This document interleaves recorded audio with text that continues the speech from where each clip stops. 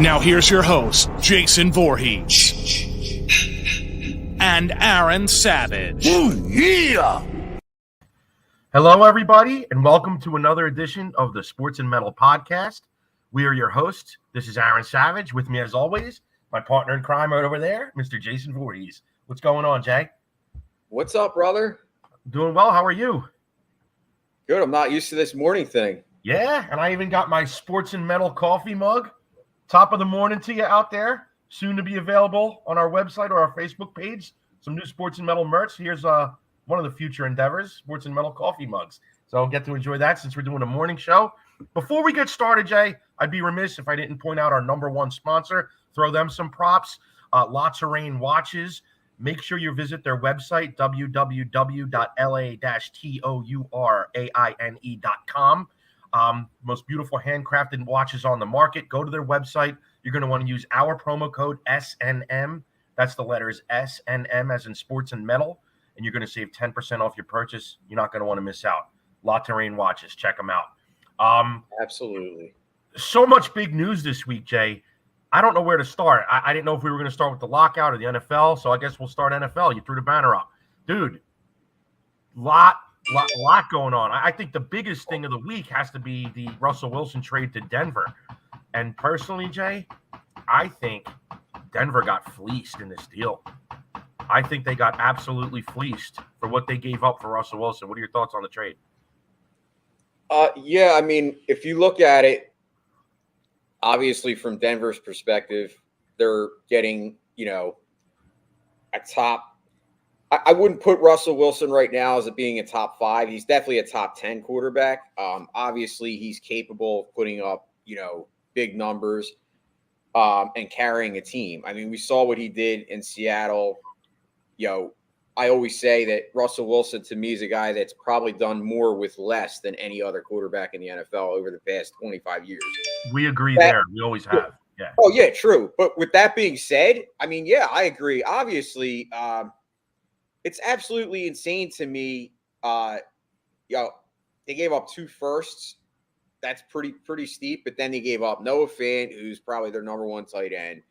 They gave up another player and the 5th round pick and another pick. Like, it's just to me, it's a lot to give up for a guy that's over age 30. And to like a lot, this is where I'm confused about it. A lot of people are saying, oh, Denver is so close to competing. I don't even think getting Russell Wilson is going to make them compete with teams like Kansas City, even the Chargers with Justin Herbert. Like, I don't really see how this makes Denver a title team. And I guess that's where I'm a little confused. Like, I get, we've seen the Rams now kind of forge the blueprint for maybe what's the future to come as far as teams trading away assets instead of drafting guys in the first round, using those assets to get superstar players to actually help your team and get over the hump. We saw it with the Rams, but the Rams, obviously Matt Stafford was kind of the final piece. Well, and obviously they got OBJ in season, but I'm with you, Aaron. I don't really think that Denver, I don't think Seattle got a lot back for Russell Wilson. Yeah, this doesn't put Denver over the top. And to your point, you brought up San Diego, the Chargers. While this is going on, they just got Khalil Mack. They just got better. Dude, it's an arms race, and I think Seattle put themselves, obviously, they would have loved for Russell Wilson to finish his career there, right? The fans love Russell Wilson. He's done so much for that city. He's won a ring, could have won 2, if not for 1 bad play call. But the bottom line is this. Seattle just put – good morning, Phil. Phil Stifle, a friend of the show, says good morning. Good morning, Phil. The bottom line is this. Seattle just set themselves up for the future. They got draft picks. They got talent. Whereas Denver just gave up the farm for an aging quarterback. As good as Russell Wilson is and has been, I just don't see it, dude. I think Russell Wilson would have been, and I'm not saying I would have wanted it right now because I'm crossing my fingers for 2 and I don't want to give anything up, but I think Russell Wilson would have been a better fit in Miami with the weapons that are there. That's just my opinion. But, bottom line is time will tell. I think Denver got fleeced in this deal. Well, and once again, it's going to be a debatable topic for a while. And like I said, I think what you're seeing now, though, and you, like you said, Chargers just got Khalil Mack, and it's crazy to me that Khalil Mack has now been traded, 2 times in the last 3 years. A guy is super talented like him. I don't know if there's something wrong there or if the Bears are just trying to, kind of change pace. It doesn't make sense to me, but what does make sense to me is the fact that the Chargers, made this deal. And like I said, I think the Rams have now provided a blueprint, and I think you're going to start to see the changing of the guard as far as the way teams handle their business moving forward. I think a lot of teams, have been enamored in the past with first-round picks and accumulating a lot of first-round picks. And I think you're going to start to see a trend where instead of using those picks to draft unknown quantities or unknown players, because let's face it, in the draft, I always say prospects are suspects. Like, unless you're a top 5, top 10 guy, it's hit or miss, even in the first round. So I think you're going to see more teams move that way and use this philosophy where instead of drafting a guy, we'll trade our first or we'll get another first rounder and we'll use those 2 first rounders to get, supreme talent, especially at the quarterback position. Because once again, how many great quarterbacks are there? There's not – the list is short. Like, there's probably 10 guys that can carry teams. And then, then you have the kind of middle of the pack guys. You know what I'm saying? So, and in those situations, unless you have, other areas of dominance, whether it be your defense or, a superstar special teams, you're probably not going to win. I mean, it's just I hate to say it, but it's just hard unless you have that, great quarterback. So kudos to Denver for being aggressive. I mean, think about Denver. Obviously they had Elway in the past. Well, since you say think about Denver, I got to jump on that. Think about Denver. John Elway, and didn't he step down this year? Didn't he? He's not. I don't. I'm drawing a blank on that. But the bottom line is just think of Denver recently under John Elway. They've done this before. They did it with Peyton Manning. So this is not unprecedented for them, to make a big, bold move for a veteran quarterback. I just don't see this one working out the way the Peyton Manning one did. But then again, Peyton Manning was coming off that neck, and he had the best year of his career. So we could be wrong. I know, and like I said, I'll never bet against a guy like Russell Wilson because I actually love Russell Wilson. So I'm rooting for him in that sense. Like, I'd like to see him have success because I think he kind of got screwed in that one Super Bowl, obviously, where they threw the pass instead of running. Oh, insane! That's what I was referring to. Yeah, and that would have been his second Super Bowl. So, I think he's a guy that, like I said, I love Russell Wilson, so I'm rooting for him. Hopefully, he does well. But I just don't see. I agree. I think Denver gave up way too much. But time will tell. If they win a Super Bowl, then we're both wrong. Speaking of quarterbacks. Aaron Rodgers is staying in Green Bay after rumors that he might not, or he might even retire. 4-year extension worth, I'm hearing upwards of $200 million. I don't know if that's final yet. He had tweeted after the rumors hit that, it wasn't finalized. Leave it to Aaron Rodgers to fucking spoil a good moment. Finally some good positive publicity about Aaron Rodgers, and he still has to get on Twitter. Why? This guy, just keep your mouth shut, Aaron. I mean, enough. Jeez. But anyway, so and obviously Devontae Adams is staying, so they're keeping that dream team intact. What are your thoughts on this, Jay? Well, I think it's kind of the exact opposite of how we were kind of down on Denver's side as far as being, losing out on that trade. In Green Bay's position right now, bringing back Devontae Adams and Aaron Rodgers, actually, to me, that makes them and the Rams, the 2 favorite. I mean, there's nobody now. Like Tom Brady, with Tom Brady retiring, you look at the NFC, Green Bay is supreme. I mean, they have Aaron Rodgers, the best quarterback. Heads and shoulders. I mean, Aaron Rodgers, to me, even at 38, I still I know we look at this young crop of quarterbacks and we love to give them love. And trust me, I love Joe Burrow. I love Pat Mahomes. But Aaron Rodgers is still playing at an elite level. I mean, he's an MVP again. The guy is not like slowing down. So although he's older, and I know, if you're looking in fantasy, he might not be the number one quarterback off the draft, but if you look at his numbers every year, he's been basically putting up elite MVP numbers. So there's no way that in my mind that I'm thinking that he's going to go backwards, if you know what I mean. So I'm looking at this as a win-win for Green Bay. I mean, I love Devontae Adams. He's my favorite wide receiver in the NFL, besides obviously Devonta Smith, because obviously I got to be a homer. But Devontae Adams to me is just I just love the guy. I love the fact that he's just always open. He always makes catches, like, any type of catch that's like, in question. He's always making it. He just always seems to have that, open availability. And it's funny because I look at the guy like, that your Dolphins drafted, Jalen Waddle, and I'm not saying he reminds me of Devontae Adams in the sense he's not that big of a guy, but he has that kind of aura to him where he gets open and, he's obviously a target machine.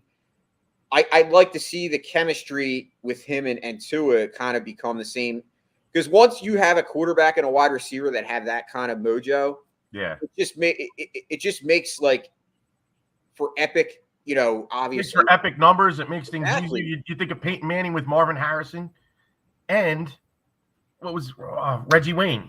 Exactly. Right? Yeah, I mean, Like, so you just how many have guys that get to do it connection. twice? So I agree with you on that. Green Bay, obviously, they went out on that.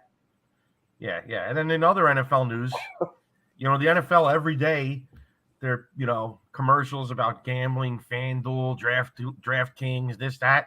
And here we have Calvin Ridley, who has been suspended for the entire 2022 season for betting on football. I'd be interested in your take on this, Jay. Well, so, I kind of talked about this on Phil's show, the, Trending in the AM the other day. And basically where my thoughts are on this is first and foremost, I believe that if you do bet on your sport, there should be a severe punishment. I agree that, Calvin Ridley should be suspended. Where I have an issue with the NFL is that there's no consistency and there's no set plan. Like Phil had said the other day, in Major League Baseball, there's set parameters. So, like, if you bet on baseball, you get this suspension. The NFL just kind of seems to use. In baseball, it's lifetime. Let's not forget. Okay, so lifetime. But that's my point. One and done. But here's the point.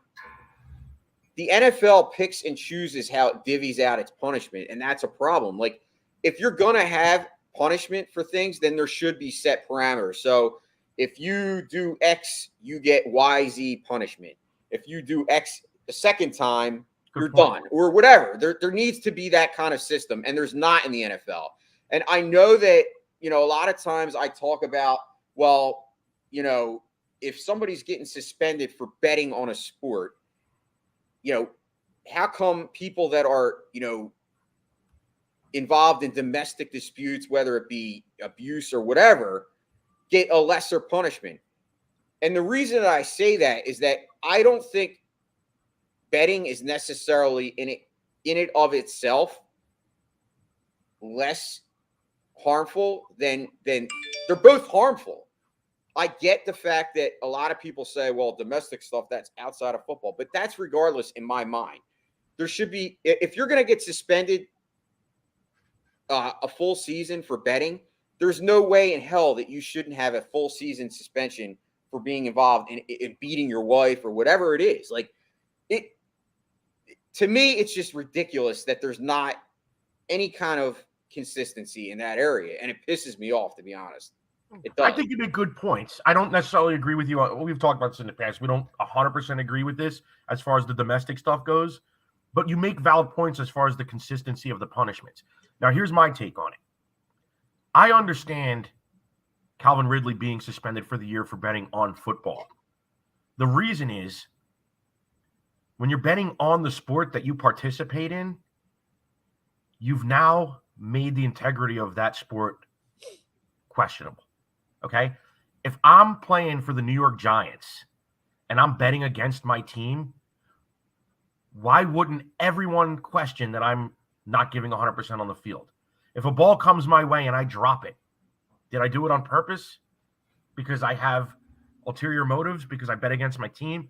That's what you have to realize. That's why it's such a big deal. Without the integrity of any given sport, there is no sport. There's no reason to watch the sport. It's wrestling. It's fake at that point. It's done. It's all done. You need to look no further than the 1919 Chicago White Sox, forever subsequently known as the Chicago Black Sox. 8 Men Out, great movie if you haven't seen it. The 8 guys who were suspended for allegedly throwing the World Series because they were paid off by mobsters led by Arnold Rothstein. So the White Sox, who were heavily favored of the Cincinnati Reds in 1919, lost the World Series when everybody thought they would destroy that team. And this was in an era where you could easily pick these kind of favorites. It was, pre-free agency. Certain teams were just far superior than other teams at that time. So you take away the integrity of the game, you have nothing. It's not that I'm saying domestic issues aren't a problem, right? But the reason I could see a domestic issue not resulting in a 1-year suspension, where I could see gambling on football resulting in a 1-year suspension, is for the reasons I just said.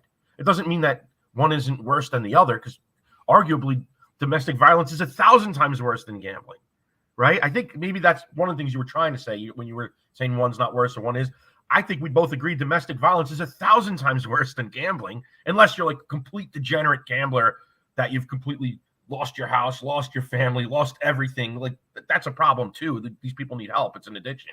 But I'm saying in general, like, betting here and there, nobody's going to, bat an eye at it. There's nothing wrong with it. Beating your wife, there's a major problem there. So we agree. We agree there, I would assume. Here's where I differentiate.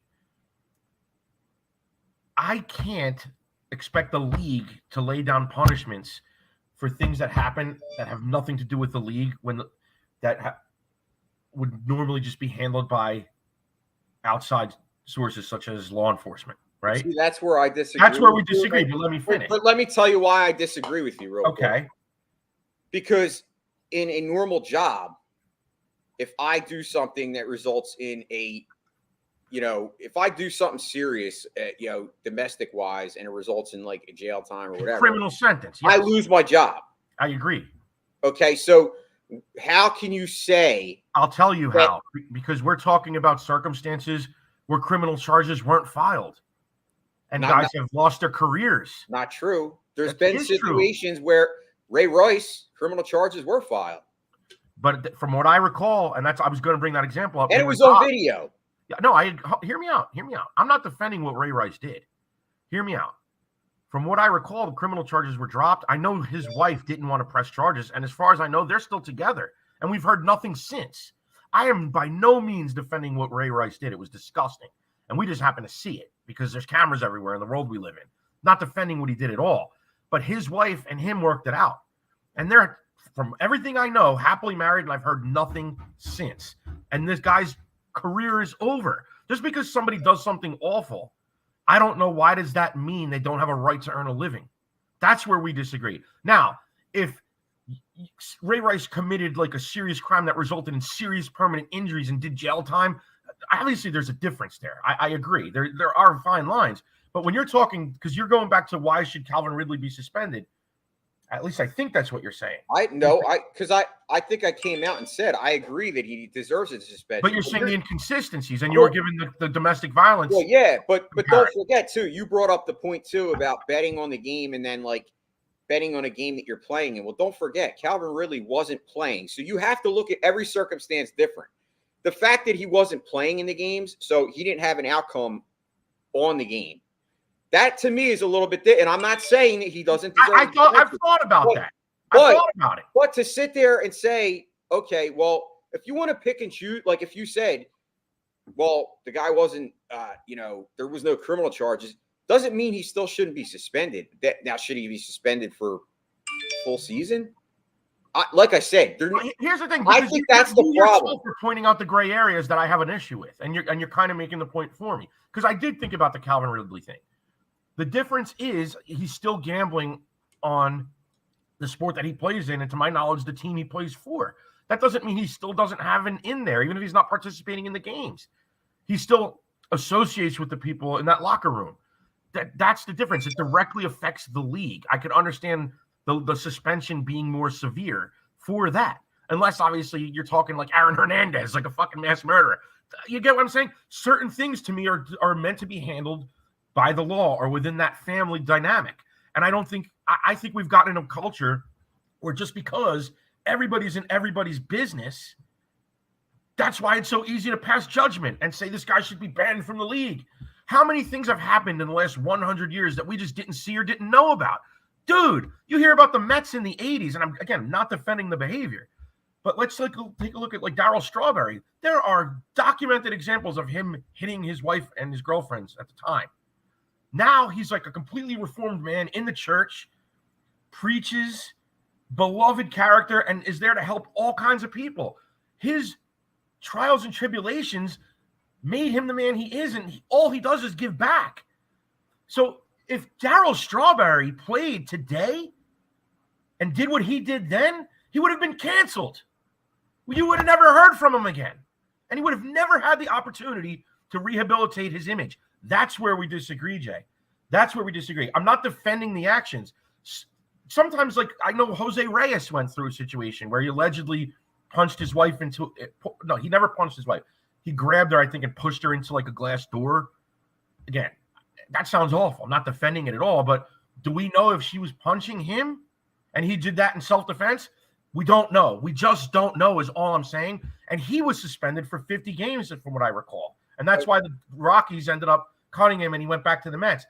I just don't know why something like that was handled in-house between him and his wife. And again, they're still together. I've heard nothing negative since. And the law handled it. They did their investigation. Whatever punishment was handed down by the law or whatever needed to be done was done. Why does he have to be suspended from Major League Baseball? Why does he have to lose his income? See, I don't know if I'm making my point good enough to convince you, but that's where I stand on it. I just think certain things have nothing to do with the league, and the gambling has a direct effect on the league. And it doesn't mean I'm defending the behavior, but I think to cancel people. It does sound like you are defending the behavior. It sounds like you are defending the behavior because. Oh, hold on, Jay. I got one more thing to say. So basically, what you're saying. No, wait. So basically, what you're saying is. Let me just finish the sentence. Wait. So you should be able to. No, hear me out. So you should be able to beat your wife and play baseball. That's what you're telling me. Wait, what? You should be able to beat your wife and still be able to play baseball. Who said that? You just did. I did not say that. You just said that you shouldn't be able to lose your income because it's something that should be handled outside of the league. That's not what I said at all. I said I was giving the Jose Reyes example. No, first of all, there was no evidence that he did hit his wife. There was evidence that they had an argument. He grabbed her and pushed her into a glass door, which is, again, indefensible. But you don't know the background. What if you found out that she had been smacking him and scratching him? We don't know. And you do hear these stories that come out. I'm simply saying it's not our place to judge. We weren't there. We didn't witness it. And let me make the point I was trying to make. These guys get canceled. I feel like you're disregarding that aspect. People get canceled for that stuff that we didn't witness. We have no knowledge of the background. We have no perspective on what led to the incident. And they're canceled for life in this culture that we're currently living in. Calvin Ridley might be suspended for a year for doing something that directly affects the integrity of the sport that he plays in, but he's almost certainly not going to be canceled. That's my other point. Calvin Ridley's not going to be canceled for this. He's going to serve a suspension, and then teams are going to line up for his services in a year and a half. That's what's going to happen, Jay. And he did something that we both would agree can directly affect the integrity of the sport he plays in. Whereas guys like Jose Reyes or Ray Rice did something awful and never had a chance for redemption. They were canceled. Jose Reyes, not true. The Mets did bring him back. So in fairness, he did. Ray Rice didn't. Other guys didn't. These are just examples that come to mind. And I bring up the Darryl Strawberry example because he did things like that back in the day that were indefensible, but because it was a different culture, he was able to redeem himself. And I could guarantee you Darryl Strawberry hates the person he was then, would never do something like that today, and he's here to help people. You see it every day. He would not have had that opportunity. But correct me if I'm wrong. Is this or isn't this not the first time that there's ever been a suspension for gambling in the NFL? It may be. Okay. So, and this is where I'm at. And I'm not, like I said, if you remember my beginning statements when you asked me what were my thoughts, I said that he deserves a suspension. He deserves a severe punishment. I said that. It was my exact words. Yes. What I'm saying is there needs to be more consistency with the rules that the NFL uses in its punishment. Whether it should be on paper. There should be a set thing where they say, okay, if you do this, you get this punishment. If domestic violence, yeah, I agree. I think it should be a case-to-case basis. If somebody like shoots somebody or shoots a gun at somebody and they're charged with it, like that to me, that's serious, right? If somebody there's a he said, she said thing, I agree with that. I think we kind of went off on a tangent, and I'll blame myself for that. So, I agree with you. I think the reason, because you kind of mentioned the domestic stuff, and I did too. I agree the consistencies, and I think there are no consistencies when it comes to the domestic stuff either. So I agree with you, and that's kind of where I was going. Maybe you didn't understand my original point, but I did. I went on a tangent. I guess what I'm getting at is that it's just frustrating that that's one area that I think the NFL lacks. Like the NFL 100%. Is superior to all other leagues in pretty much everything. In their marketing, their money, they're obviously the number one sport. Like everything they do is great.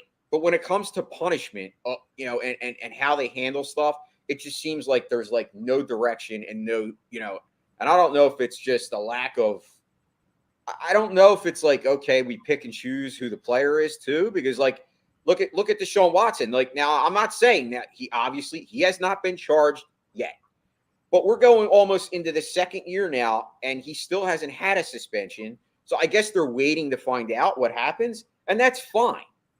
But in the meantime, like if you're a team, would you realistically want to trade for Desean Watson? Because I just got a notification.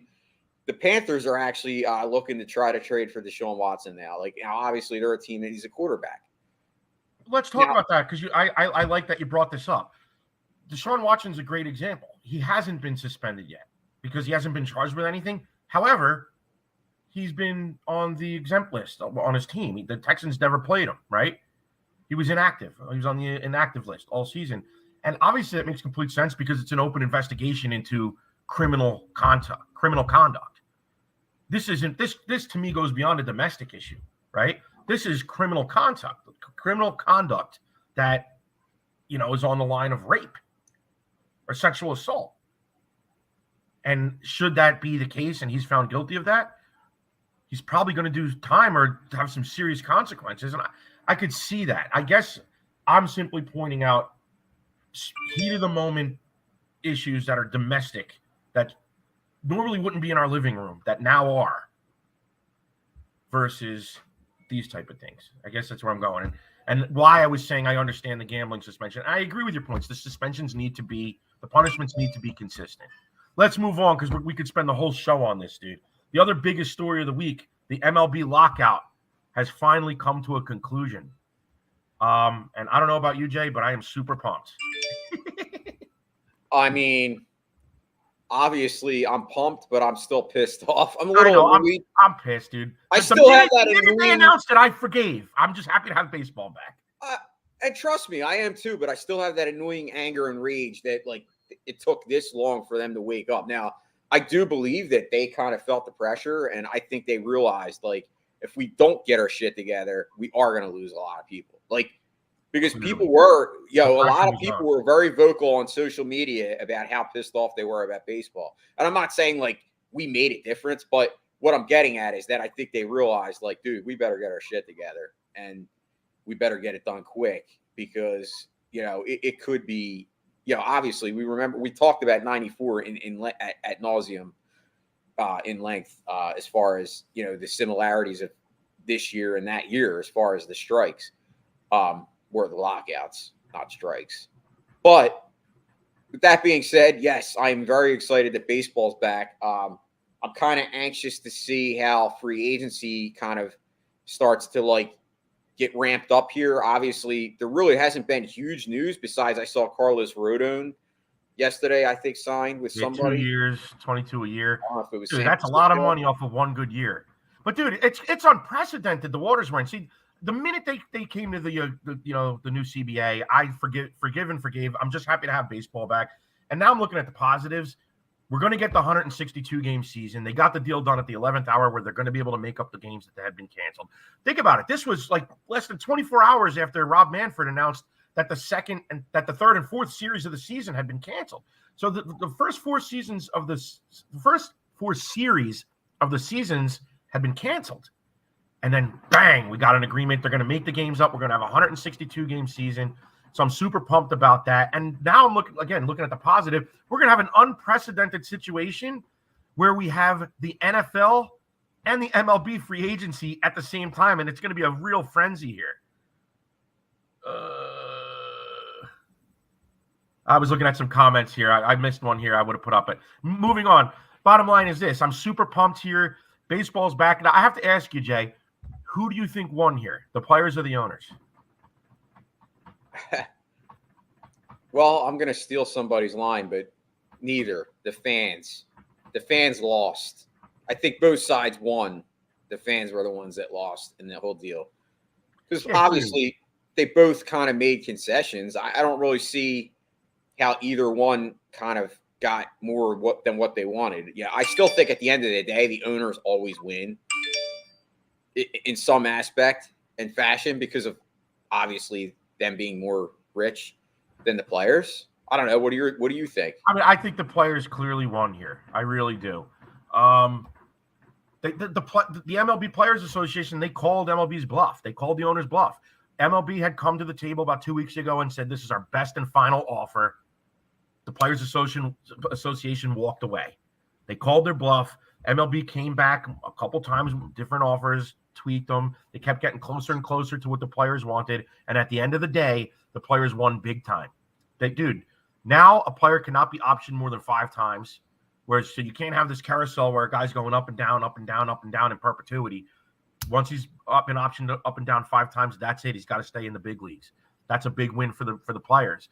Everything that the players got helps the younger players, which is what they wanted all along. Minimum salaries going up from like $630,000 to like $700,000, and then going up, exponentially from there over the next 5 years of the deal. Other big things. I saw Rookie of the Year. Don't quote me on the exact numbers, but if you win Rookie of the Year, I think you get a $2.4 million bonus. And then if you finish second, it's like $1 million bonus. If you finish third, it's like $1 million bonus on down through like the top 5. So there's incentives now for these young players to make more money and get paid commensurate to their value, whereas in the past they weren't. And let's give an example. Vladimir Guerrero Jr., I think he made $630,000 last year. If he had won Rookie of the Year, I'm just throwing an example up here, and he made that salary, it would have been that plus the $2.4 million bonus. So he would have made $3 million, which is unprecedented. Never would have been that way in the past. And then also, if a player wins Rookie of the Year, they gain a year of service time, which puts them closer to free agency. So these young players made out big time here. It's not everything that the players wanted, but it's a lot. It's a lot, and they can't be complaining about it. Other things too. I had another one on the tip of my tongue. Another thing that they got, I'm forgetting. Bottom line is they got a lot of stuff here. They got bonuses. They got increased minimum salaries. There's incentives for performance for young players. Service time. Teams can't manipulate service time anymore. Whereas, for example, I think about Chris Bryant with the Cubs. When the Cubs waited until 2 months into the season to bring him up, only so they'd lock him up for that 7th year of service time. No more of that. So I think the players won big time here. I think the fans lost when it was going on. But I think in the end, I'm not as pessimistic as you, Jay. I think we won because they got it done. It's in spring training. Now, if this had extended into the regular season, I think that would have changed things a lot. I think it would have been a big, big difference. The fans are going to get over it, dude. It's still spring training.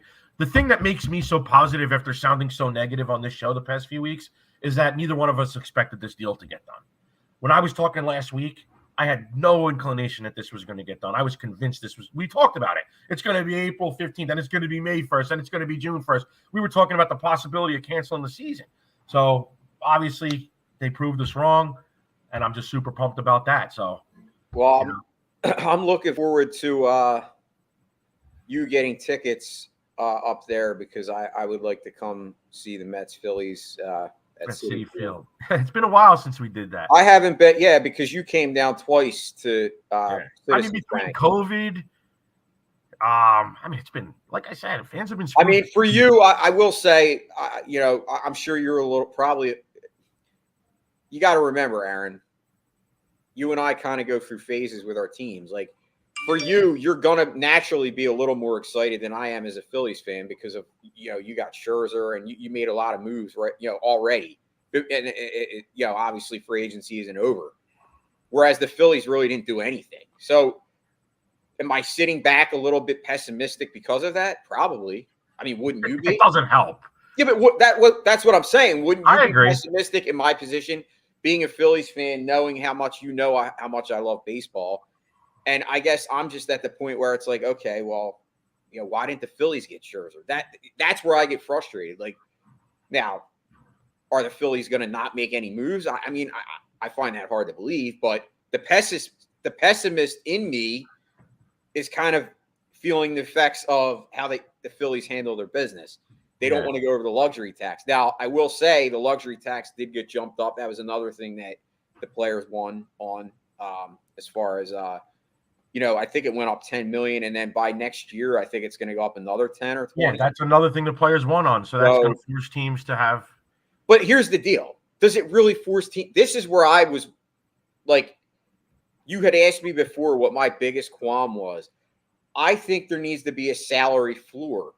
There needs to be a minimum that teams spend, and that's where I get frustrated. It's the bottom feeders that continually don't spend anything, and they pocket the money. We're a small market team and we can't afford it. That's bullshit. Well, that's part of the problem. I don't really necessarily have a problem with a team like the Yankees that spends money or whatever. If that's how they want to do their business, they don't win anyway when they do that. But I mean, that's besides the point. Well, times have changed. Now it's the Dodgers and Mets. Well, but that's where I'm at. Like, I don't have a problem. I'd rather see teams go and spend money because that, to me, signifies their owners want to win.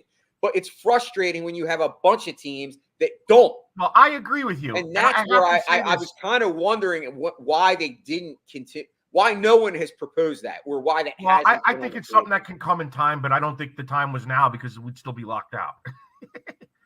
The bottom line is you look at the 4 teams that were against the new CBA. I think it was the Diamondbacks, the Reds, 2 other teams. But it's no coincidence that these are teams that are pocketing revenue sharing money. The teams that don't want to spend money are the teams that were against the CBA. And that's the problem. They don't want to reinvest the money. And I agree. I've kind of, like, for years I railed on the Yankees for their payroll, and I stand by everything I said in the past, because back then they were just it was the early days of cable and teams getting their own. Like, the Yankees had the Yes Network. No other team at that time had their own network. So the Yankees were just making billions of dollars more than any other franchise at that time. And they were able to, like, outspend the second. Like, if the Yankees had a $200 million payroll, the Red Sox were second with a $100 million payroll, and then on down. So it was so unfair. I mean, you go back into the 90s, early 2000s, the Oakland A's were like the Yankees farm team, right? Every freaking player that played for the A's, it was just a matter of when are they going to be on the Yankees. That's how it was. Things have changed where it's definitely evened out, and you have all these big market teams that can afford to spend big bucks: Dodgers, Mets, Yankees, Phillies, Cubs, Red Sox. These teams can all do it if they want.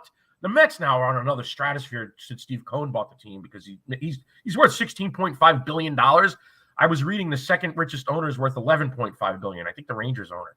And then after that, the average owner is worth about $5 billion. They're all billionaires, but bottom line is Steve Cohen's just on another planet. But all these teams can afford to invest into their franchises. They're all billionaires. And now you have the revenue sharing. That was another thing that didn't exist when the Yankees used to exploit that system. The revenue sharing wasn't there. So you're right. There's a huge problem now with these bottom feeder teams that are getting all this money from the teams that spend, and they're not reinvesting it into their teams. Hopefully that will change. Hopefully we will see that change. And it's because here's the thing. Let's look at a team like Tampa Bay, Jay. Look how Tampa Bay, the Tampa Bay Rays have operated in recent seasons. They've had great success maintaining a very young, cheap core. And they've had guys that have outperformed their contracts big time. And they were basically exploiting the old CBA because they didn't have to put more money into these guys. When they got too expensive, they let them go. Now, let's say the Rays have this stud young player that wins the Rookie of the Year. They owe him another $2.5 million in awards bonus. So it should change things somewhat. I don't know how much in the short term, but we should see these teams being forced to spend more money just based on that. So we'll see. And then they should have more money because, like, you have teams like the Mets and Dodgers that basically have said, we don't give a shit what the collective bargaining tax is. We're going over it and we don't care. So that money's going to be there for these teams to spend. We'll see what happens, But you're right. Salary floor would be a great thing for the league. Absolutely. Dude, one thing we haven't talked about at all in the show, I know when we're doing this, one of the things is to get away from reality and to not acknowledge what's going on in the world. So it's been going on for a bit. We haven't mentioned it at all in the show, but there is a war going on in Ukraine. Russia has invaded Ukraine.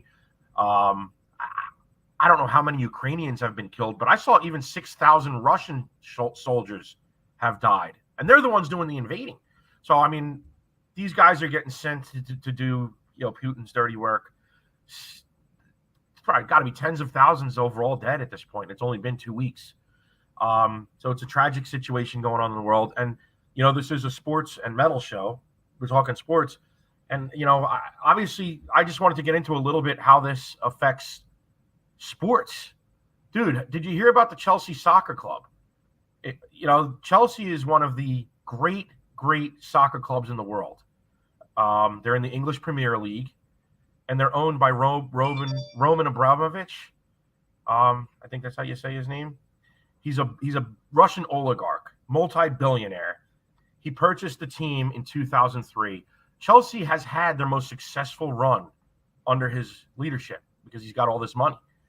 So basically, obviously, all these countries are putting sanctions on Russian oligarchs, and everything. Corporations are pulling out of Russia. McDonald's stopped doing business in Russia. Starbucks, this and that. So finally, the UK, UK was being heavily criticized for acting too slow on this. So finally, they started freezing the assets and putting sanctions on Russian oligarchs. And one of them is Chelsea's owner, Roman Abramovich. Dude, this is insane, bro. Think about this. This is almost like, say, Jerry Jones being sanctioned by the U.S. government, and they seized the team from him. Dallas Cowboys owner Jerry Jones. I'm just, because I know we're not in England and we're not big soccer guys, me and you. But I'm just giving you a perspective of how big of a story this is on a worldwide stage and certainly on a national stage in England. Just imagine the owner of the Cowboys or the owner of the Yankees, the government seizing their assets, seizing their franchise. The Chelsea Soccer Club, one of the most valuable soccer clubs in the world, most successful in the world, has been seized by the English government because they're owned by a Russian oligarch who has ties with Vladimir Putin.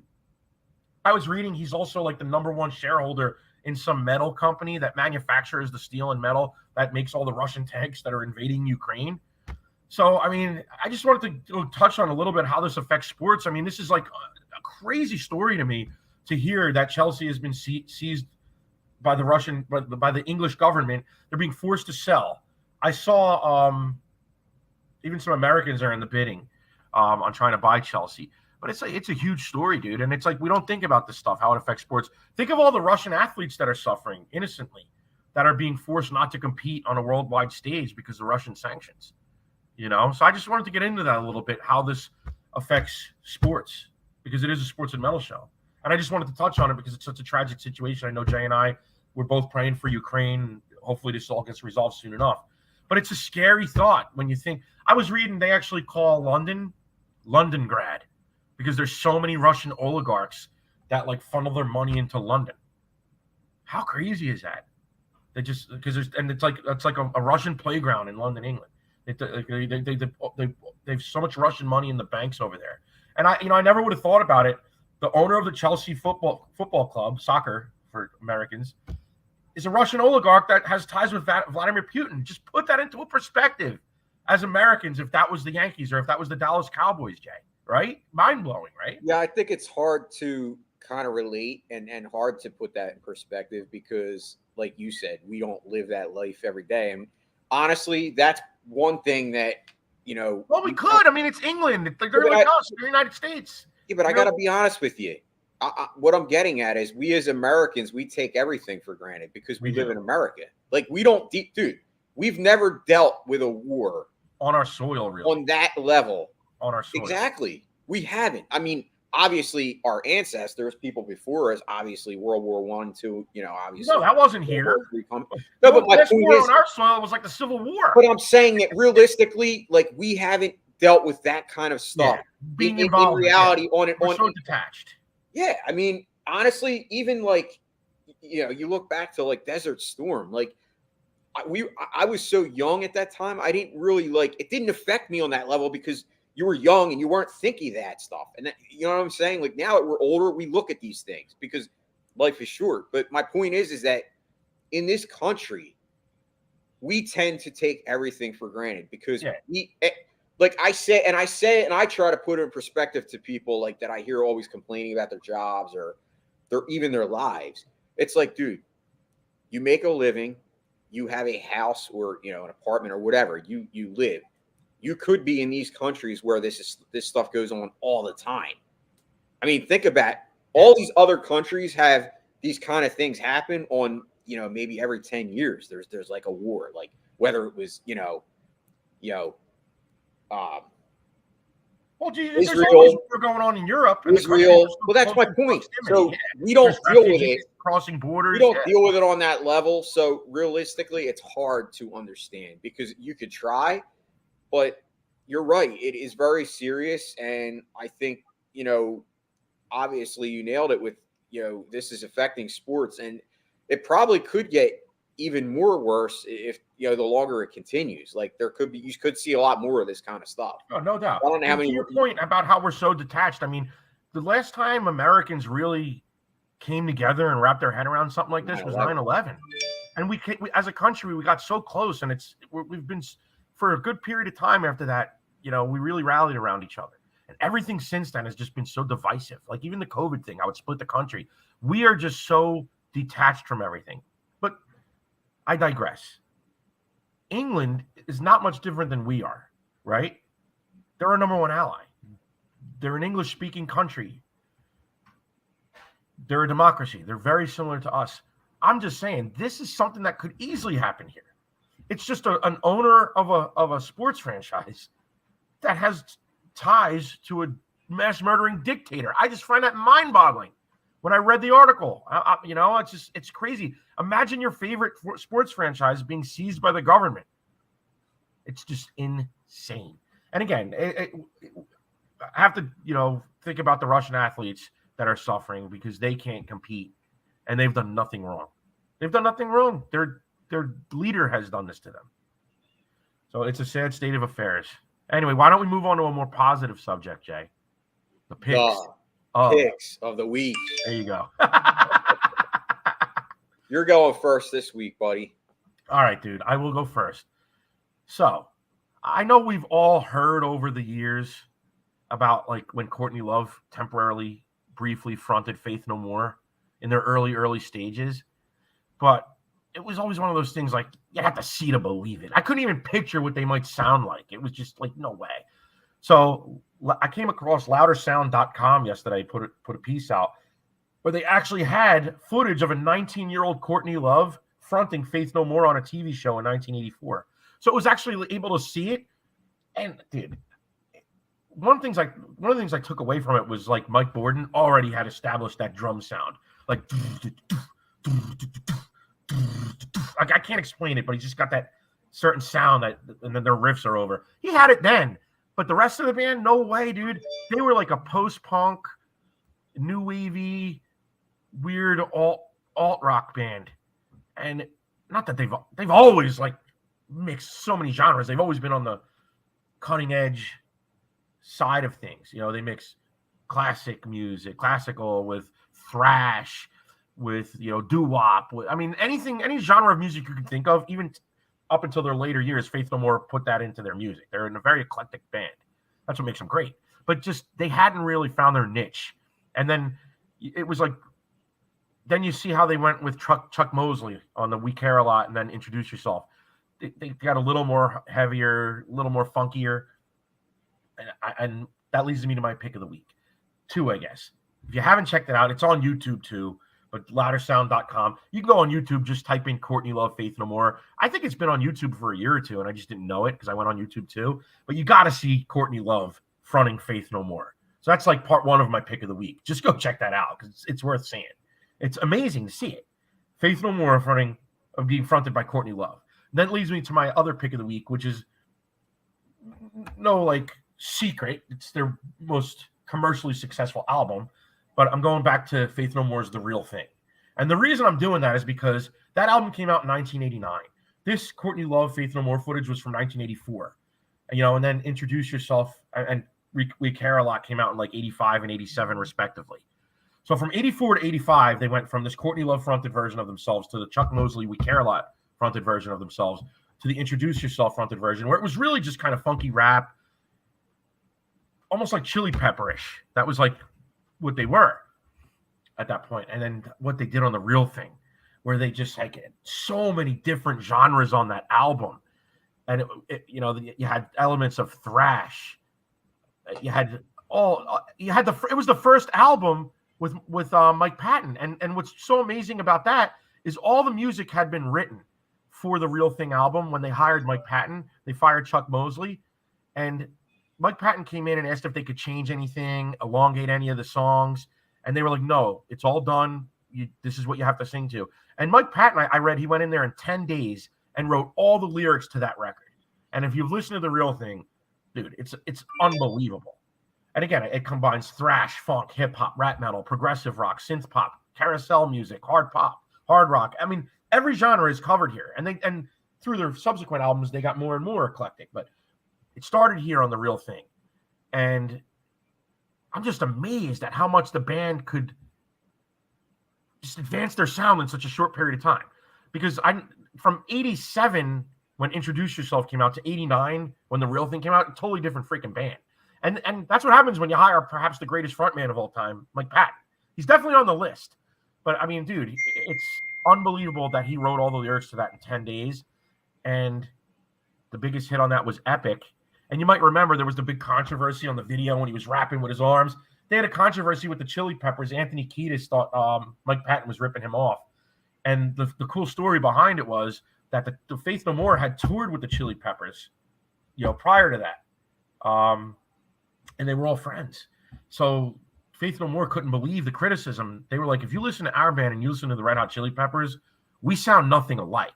So outside of like Mike Patton rapping with his shirt off, I don't see any similarities. So the big joke was that they thought maybe the Chili Peppers were creating the controversy to help the band get publicity. But it's just cool, man. It's just, I mean, you listen to the song Epic, it's their biggest hit, but there's so much more on the album than that. Edge of the World, we sing and dance. It's got that little swing to it. Then you have Surprise You're Dead, which is like thrash death metal. They have an amazing cover of War Pigs on that album. Awesome cover. So many good tunes on. My favorite song on The Real Thing is the title track, The Real Thing, which is like an epic song that has like really heavy, almost like death metal parts to it. And then it chills out a little bit. And let's not forget, this album really was like kind of the birth of nu metal, years before nu metal became a thing, although nobody knew it at the time. But Faith No More was so much more mind-provoking than the knuckle-dragging bands of nu metal. I mean, it was such a higher level thing, which is probably why Faith No More didn't last through the 90s like some of the other bands did, because Faith No More was too intelligent to be nu metal, too heavy to be hard rock. I mean, they just didn't fit into any mold. They were their own thing. And while I'm talking about The Real Thing, if you're going to check this album, you're going to revisit it, you want to check out the 2015 Deluxe Edition, which has some tracks that were available on other compilations, such as the great Cowboy song. But there's also like a whole live set on here. There's in Berlin, I'm looking Sheffield, England. There's all kinds of live tracks. So many bonus tracks on here. One of them is Sweet Emotion, which later became The Perfect Crime, which was released on the Bill and Ted's Bogus Journey soundtrack. I think that was the film it was on. But dude, so many great tracks. Revisit it, The Real Thing, Faith No More, and go on YouTube and check out Courtney Love fronting the band. So that's got my dual pick of the week, dude. Just kind of revisiting Faith No More a little bit. Absolutely awesome. Thank you, Jeff. Faith No More is not only one of my favorite bands, but that's honestly The Real Thing is probably one of my favorite albums of all time.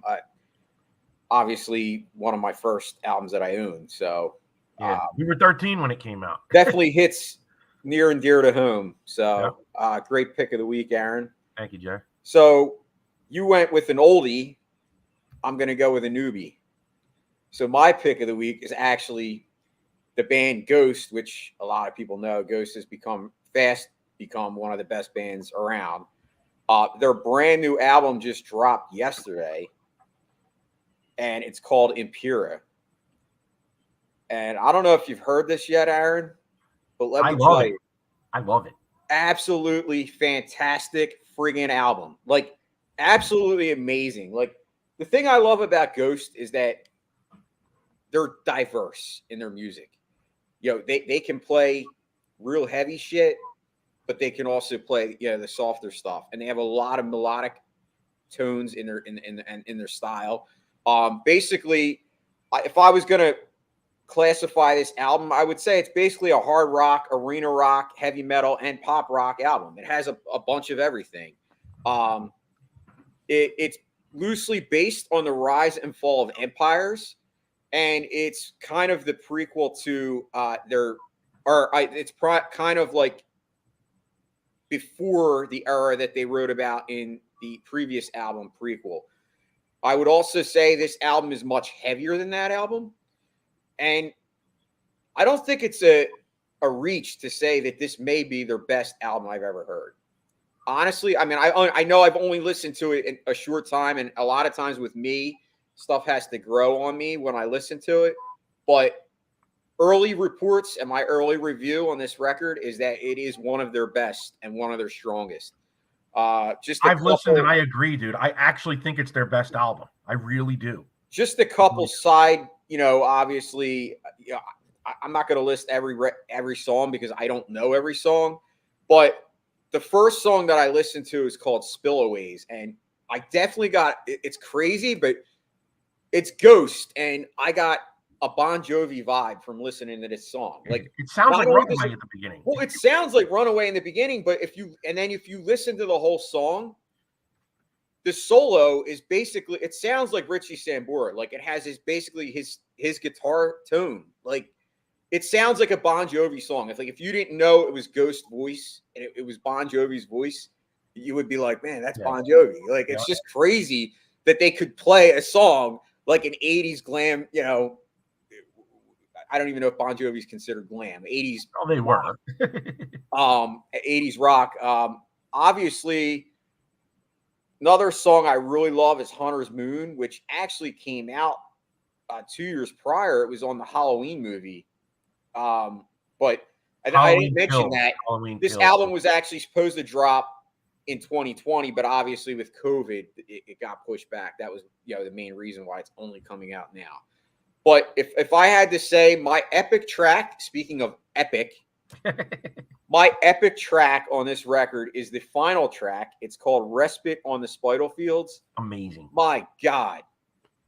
I don't know how to explain it. It's just one of those songs that's like 9 minutes long, and it's got like, it just kind of has the slow build, then it gets heavier, and then it ends on a long solo. Yeah, it's an awesome track, dude. I agree. That's my favorite. So, like I said, my pick of the week, Ghost, brand new album, Impera. This band has quickly become one of my go-tos and one of my favorites. I love them, and they continue to impress me every day when I listen to the new material. So, if you haven't done it, go on Amazon or any streaming platform, download it. Ghost, Impera. That's my pick of the week. Awesome pick. Anyway, guys, that's going to be a wrap for this week. We hope you enjoyed it. As always, it's been a pleasure. Don't forget, check out us on all our social medias at Sports and Metal, Twitter, YouTube, Facebook, Instagram, and please visit our website, www.sportsandmetal.com. There you can find previous episodes of the podcast. You can also check out our blog. And also, don't forget our number one sponsor, La Terrain. You're going to go to their website, la-touraine.com. You're going to use our promo code SNM. That's SNM, like Sports and Metal. You're going to save 10% off your purchase. Check it out. Anyway, Jay, it's been a pleasure. Everybody out there, rock on. Peace out, everybody. And that's our show. Tune in next time for more Sports and Metal with Jason Voorhees and Aaron Savage. Woo, yeah! Got something to say? Hit us up at sportsandmetal0423 at yahoo.com or on Twitter at sports